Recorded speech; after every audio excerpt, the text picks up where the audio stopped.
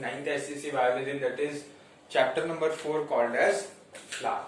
So flower is the most attractive part of the plant. It is the colorful part of the plant which attracts most of us, not only humans but also insects and all stuff. So what is the importance of having a flower in a plant? So see, flower is the reproductive part of the plant.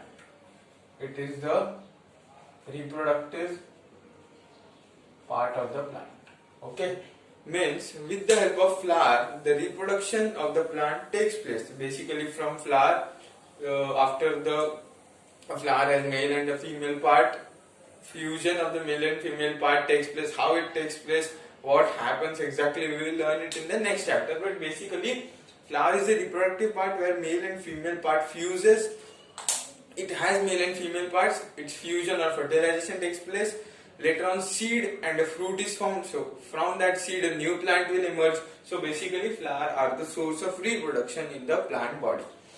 So if flower is the reproductive part, then there are certain contents or components of the flower that are responsible for that reproduction. Okay, or basically the structures that form the components of the flower. So 4 whorls are present in flowers. Okay, 4 whorls are present. So whorls means components or parts of the flower. They are divided into 2 and 2. 2 are essential and 2 are non-essential. Non-essential, or in other words they are also called as accessory. Accessory means utna important nahi, it is not that important, but it helps the major function of the flower, that is reproduction. And essential means which is very much necessary for the function of the flower, that is reproduction. So essential whorls are those that would definitely take part in reproduction, and non-essential or accessory, it will help the essential ones. So what are the essential whorls? Name of the essential and non-essential. Essential whorls are androecium,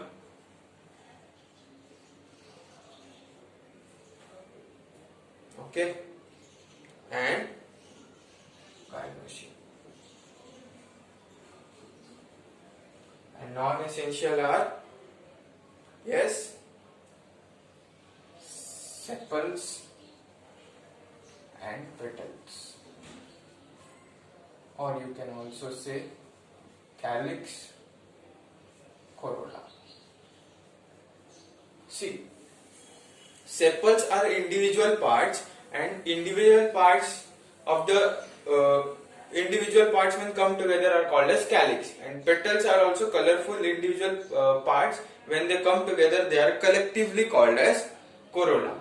So 2 essential parts are androecium and gynoecium, and 2 non-essential are sepals and petals. Okay, these are the 4 parts. Whereas in this, androecium is the male part, gynoecium is the female part. Sepals are generally green in color, and petals are generally colorful in color. Okay, what is their function? They help the reproductive parts. Okay, they help the reproductive, like sepals, like you might have seen the shoe flower or the hibiscus. It is like this when it is growing. Yes, you might have seen it is like this. So the flower has not opened completely, but these are the sepals. Okay, so the sepal protects the bud when the flower is not open. So protection is also a function of sepals, and being green in nature or green in color, it does a little bit of photosynthesis also. And petals are colorful in nature. They contains nectar. Nectar are sweet substance secreted by the flower. So the nectar, what does the nectar do? We all know nectar attracts the insects towards them, so that when insects come to the flower, they help in pollination. Pollination means helping in reproduction. We will see about that in later chapter, in next chapter, what is pollination. But in petals, they are colorful, they contain nectar, so when the insects come towards them, it helps in the pollination of that plant, of that flower. So these were the four volts of the flower, you can say.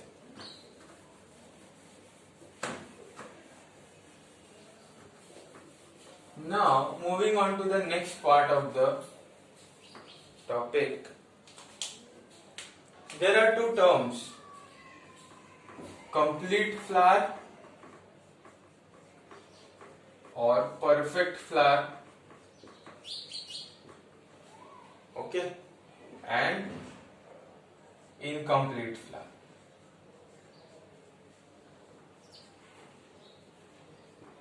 Or imperfect.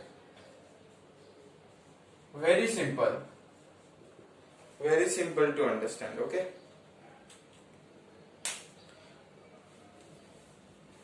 If all the four floral whorls are present in a flower, then it is called as complete flower.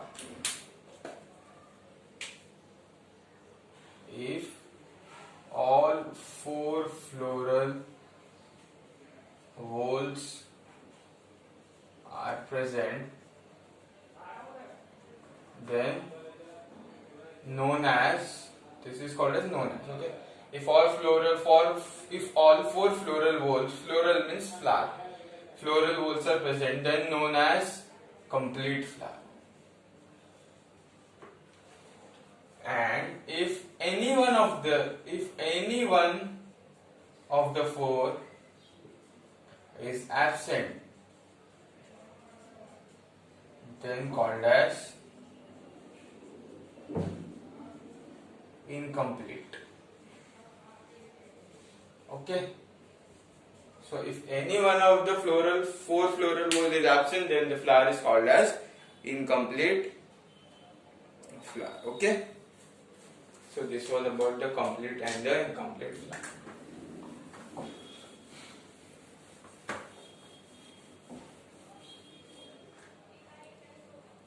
There is another term called as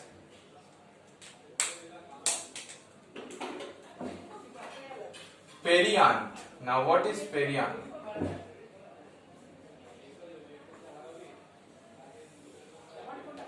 What is perianth? See, definition is when the sepal and petals are unable to be differentiated, when the sepal and petals are unable to be differentiated, then the individual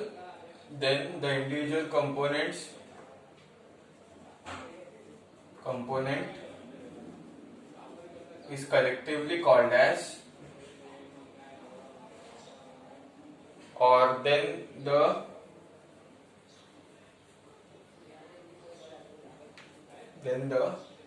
structure is called as perianth. Okay. Now sepals and petals. Sepals and petals are accessory whorls or essential whorls? Yes, they are accessory whorls. So sepals are generally green in color and petals are generally colorful in color. But what happens is, sometimes due to distinct characteristic of the flower, the sepals and petals are unable to be identified or unable to be differentiated from each other. We can't differentiate them identically or exactly properly that yes, this is sepal and this is petal. So this phenomena is called as perianth. When the sepals and petals are unable to be differentiated, then the structure is called as the perianth. So what happens is, basically there are two cases in perianth: sepaloid and petaloid. Now, what is sepaloid and what is petaloid? When the perianth condition is seen, that is unable to differentiate between sepals and petals. So we see a certain structure, okay, this is the structure, we are unable to differentiate it. But when that structure looks green in color, slightly green in color, now green characteristic is of sepals or petals? Yes, it is of sepals. So when the perianth looks slightly green in color, then the perianth is called as sepaloid. Characteristic of a sepal, that is green in color, so it is called as sepaloid.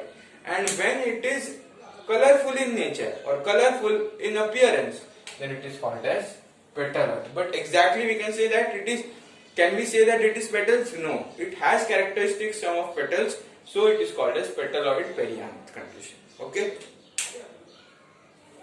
understood? So this was about perianth.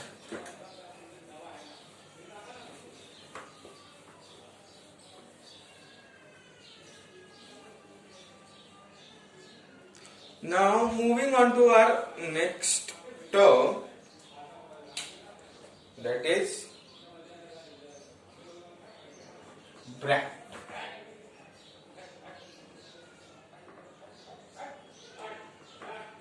Bracts, okay.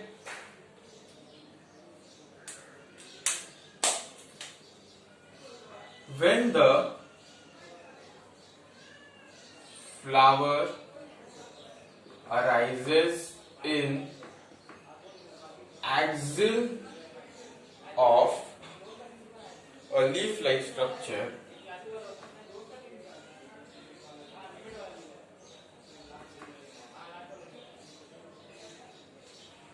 when the flower arises in axil of a leaf-like structure, the structure is known as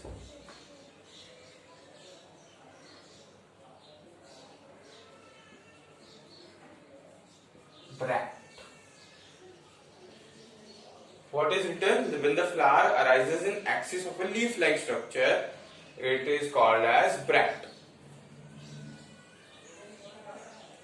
See, a leaf arises from a node, okay, a leaf arises from a node.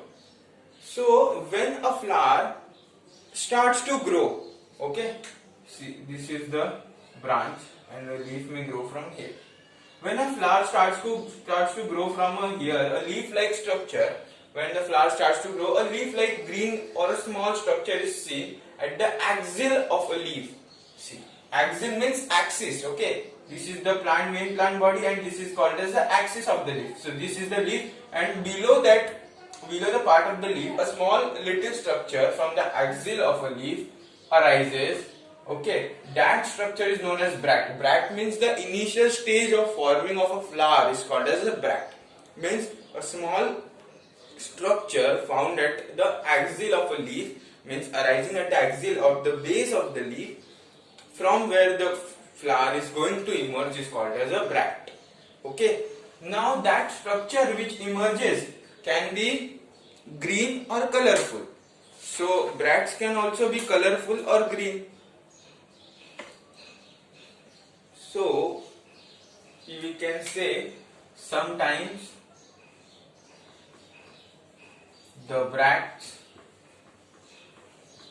can be green or colorful also.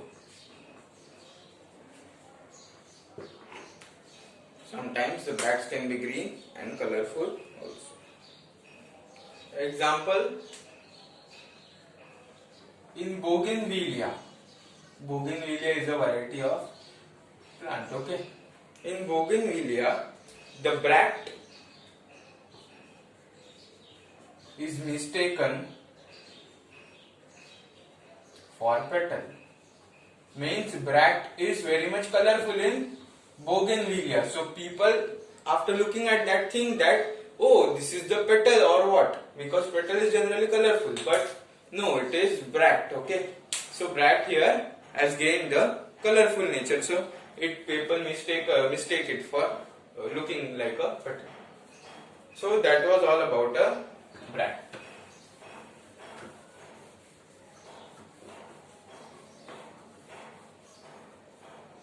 moving on to the next topic, that is nectaries.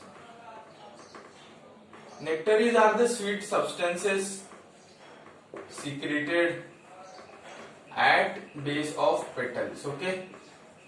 So what is the nectaries are the sweet substances secreted by the petals. Because of that sweetness, the insects are attracted towards the petals or towards the flower, and because of the arrival of the insect, the pollination of the flower also takes place. So that was all about the nectaries. It's not much importance. I mean, it's not that vast to teach, just this much. Now we are going to talk about sexuality in flowers.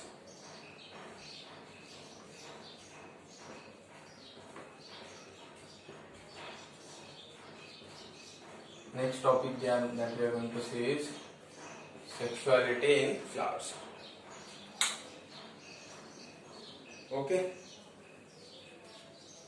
Male or the male part is called as androecium, and androecium is a collective name. The component of the androecium is called as stamen. Okay, stamen. And in female it is gynoecium, and the component is called as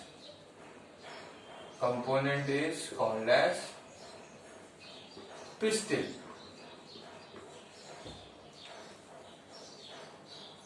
Okay. So the structure of a gynoecium is like this.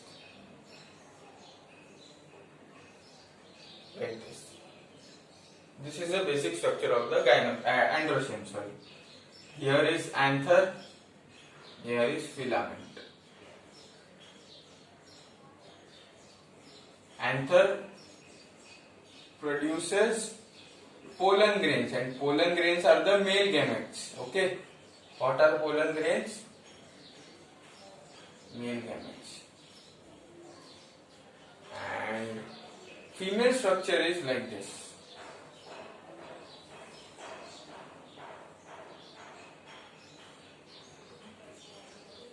It has three parts: stigma, style, and ovary. And ovary is the female gamete. So pistil or the gynoecium has three parts: stigma, style, and ovary. And ovary is the part where female gamete is present. So pollen grains from the male part, that is anther, arrive on the female part, that is stigma, and reach to the ovary. Okay. So this is the basic process that you will learn in the next chapter also.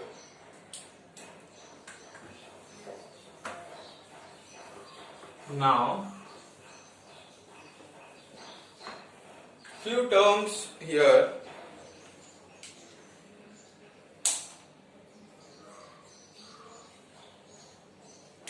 See. Bisexual flower. Now what is bisexual? I am not writing, I am just going to explain it. Okay, you may just note it down. Bisexual flower is a flower that contains bisexual. Bi means two and sexual means gender. Okay, bisexual flower is a flower that contains both male and female part. Okay, see, this is the flower considered. So here male and female both are present. In a single flower, male and female both are if present, then it is called as bisexual flower. Okay. Next is unisexual. So what happens is, in unisexual flower, out of the two sexes, male and female, that is like androecium or gynoecium, only one is present. Okay, uni means one, so only one. So it has two characteristics: only male or only female. Can both come together? No. If both come together, if both male and female part come together in a flower, then it is called as bisexual. But if only one is present, then it is unisexual. So unisexual can be of two types: if there is only male present, or another case if only female. So if only male is present, then the flower is called as staminate flower. Staminate flower. Now, staminate word comes from stamen. Stamen is the male part, so if only male part is present, then it is called as staminate flower. And if only female part is present, then it is called as pistillate flower. Same, pistil. Okay? Understood? Male staminate, female pistillate. The another term for bisexual flower is hermaphrodite. Hermaphrodite flower. Okay? Hermaphrodite flower. So now I am going to do some twisting over here. There is a twisting question over here.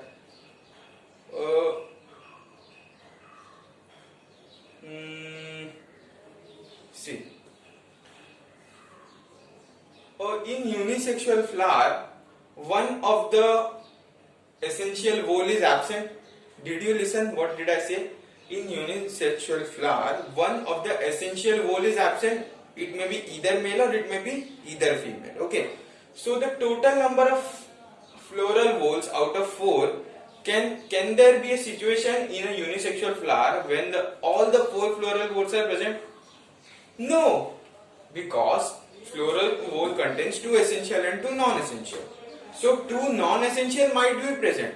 We don't know about that. But definitely 2 essential won't be present because it is a unisexual. So out of 2 essential, only 1 might be present. So here I am writing a statement. All unisexual flowers are incomplete flowers. Okay, have you got this? Now what is incomplete? When all the 4 floral whorls are not present. That is, if any of the one is absent, it is called as incomplete. So in unisexual, it is the situation. One of the 4 floral whorls is absent and that one is out of the 2 essential ones. So all unisexual flowers are incomplete flowers. Okay, have you got that? So that was about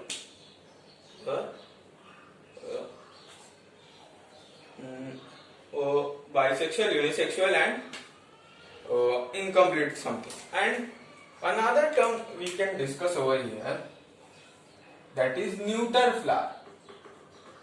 Neuter flower means that does not have any of the essential whorls. Means there are male and female parts. So both male and female are absent. So it is called as neuter flower. Okay. Example you can see from your textbook. Okay. Of this male, female, unisexual, bisexual. That is the homework for you. That you need to write down the examples of the male or of the bisexual, unisexual, neuter, whatever it is given in your textbook. So moving on to the next part.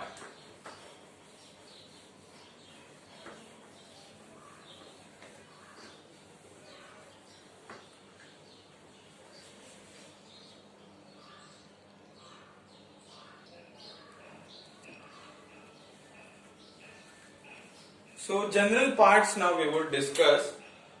First one is calyx, also called as sepals. Okay, calyx are also called as sepals. We all know this is a non-essential whole of the flower. Now in calyx, 2 conditions can be seen: polysepalous and gamosepalous. Okay, calyx is collective term, sepals are the individuals. Now, when the sepals are free from one another,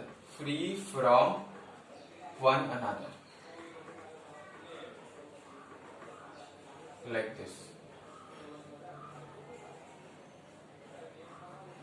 Okay, like this. Basically, so this is one sepal, this is one sepal, this is one sepal. So they are free from one another, they are not fused. But in certain conditions like this,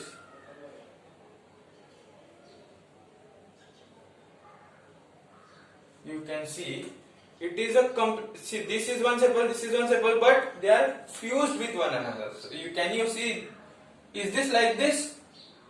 No, they are fused.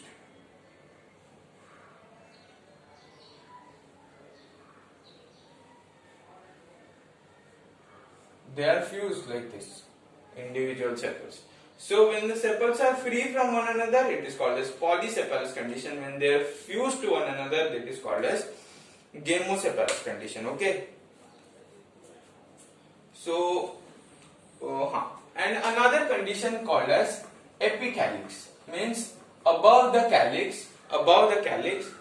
See, if like this is the calyx, okay, then above that a little structure also developed, which is similar to calyx. So it is called as epicalyx. It is not of much significance, but just remember, epi means above, calyx means above calyx a little structure is developed. It is called as epicalyx, and this is seen in hibiscus. Just for the sake of remembering, remember that. Okay. And sepals, what is the color of the sepal generally? It is green in color. Okay. So sepals are generally green in color, but sometimes they might be colorful.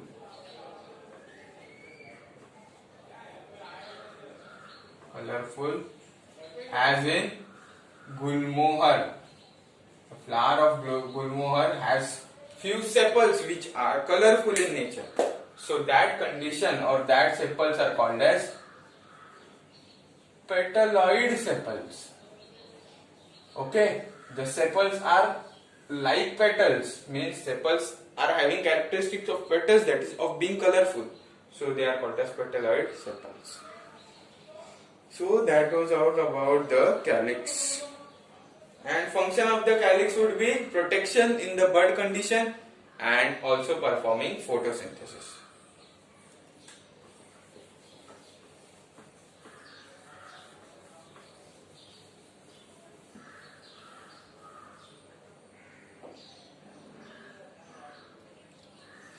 And corolla, I am writing very fast, okay. Polypetalous means petals are free, and gamopetalous means petals are fused, okay. And function is, it is colorful in nature, contains nectar, and it is used to attract the insects towards itself, so that pollination can take place, okay. Not wasting much time on this. Now we are moving to our next, that is androecium. So the individual member of the androecium is called as stamen. So structure of the stamen is like this. This is anther, and this is filament. So what does anther does? Anther produces pollen grains, okay. Sorry. So anther produces pollen grains. When you see the anther in microscope, it looks like this.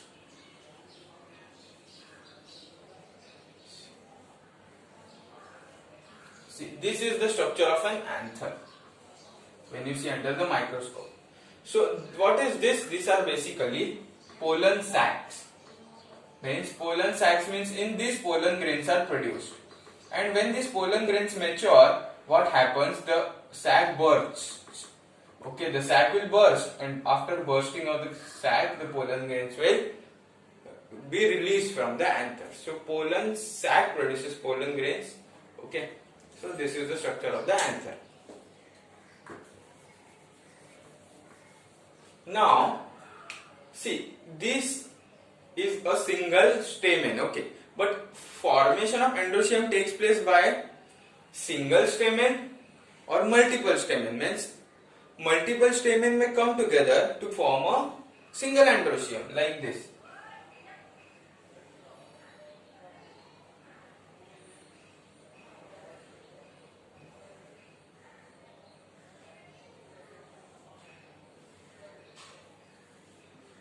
Can you see? They are fused. The stamens are fused with each other to form a single bundle. This is forming a single bundle. Okay. So this is collectively called as androecium. So what happens is,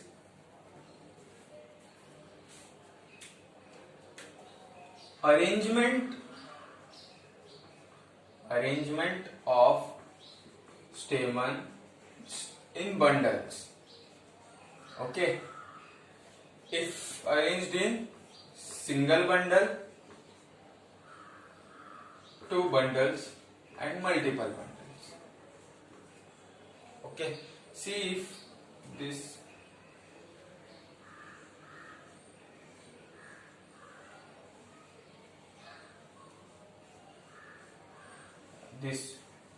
is arranged in single bundle.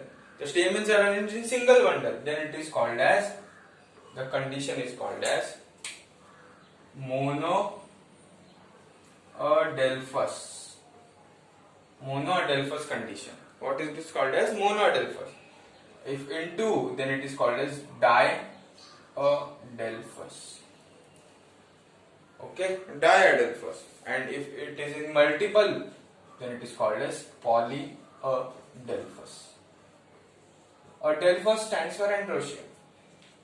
So, like this.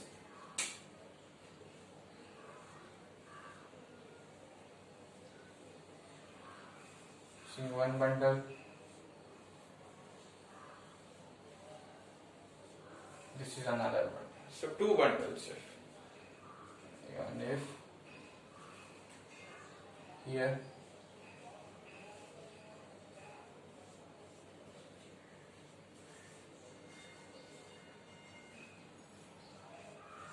you might be understanding, you might be able to understand that if all the stamens are arranged in single bundle, then it is called as monoadelphous. In two bundles, then diadelphous, and in many bundles, then it is called as polyadelphous. Okay.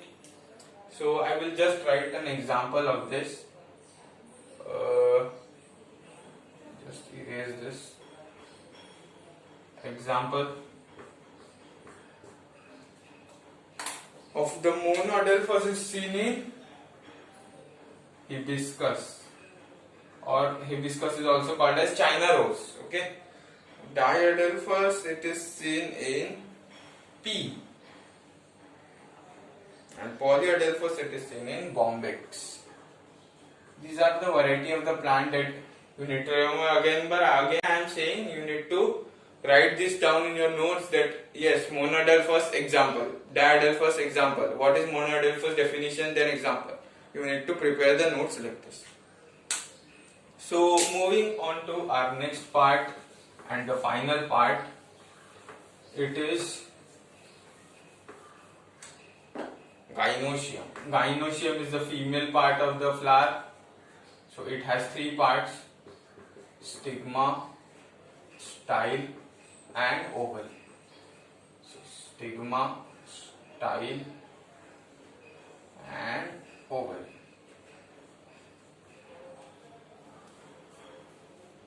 So this is stigma, this is style, this is ovary. So ovary contains egg cell, and egg cell is nothing but the female gamete. Stigma is the site for landing of, this is the diagram of pistil. Okay, pistil, component of stigma. Stigma is the site for landing of pollen grains, and style is a long continuous strand that connects the pollen grains from stigma towards ovary, and inside the ovary ovules are present. Okay, so pistil, or you can also say carpel. So stigma, style, and ovary. Style is a continuous long strand-like structure which connects the pollen grains from stigma to ovary. Ovary contains ovules inside it, and stigma is the site for landing of the pollen grains. Okay, so this was all about the parts of the plant. Okay,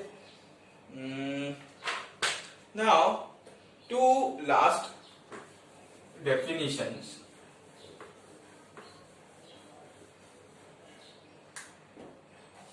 Two last definitions that you need to see is placenta. Now, what is placenta?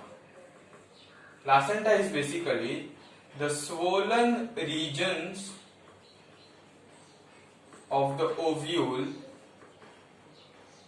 the swollen regions of the ovary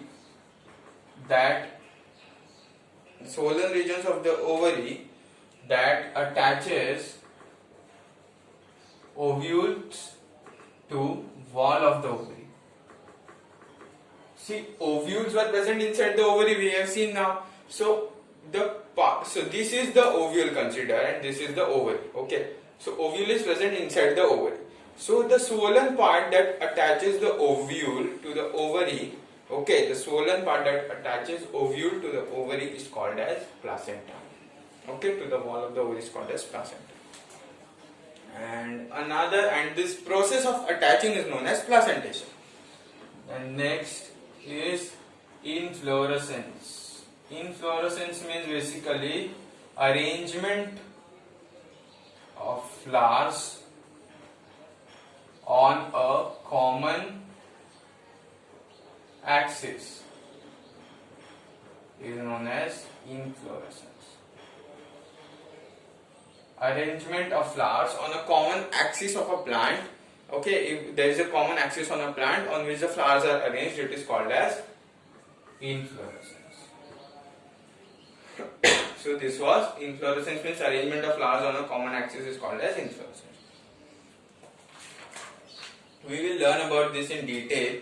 Okay, there are two types of inflorescence and all that, but just remember for now.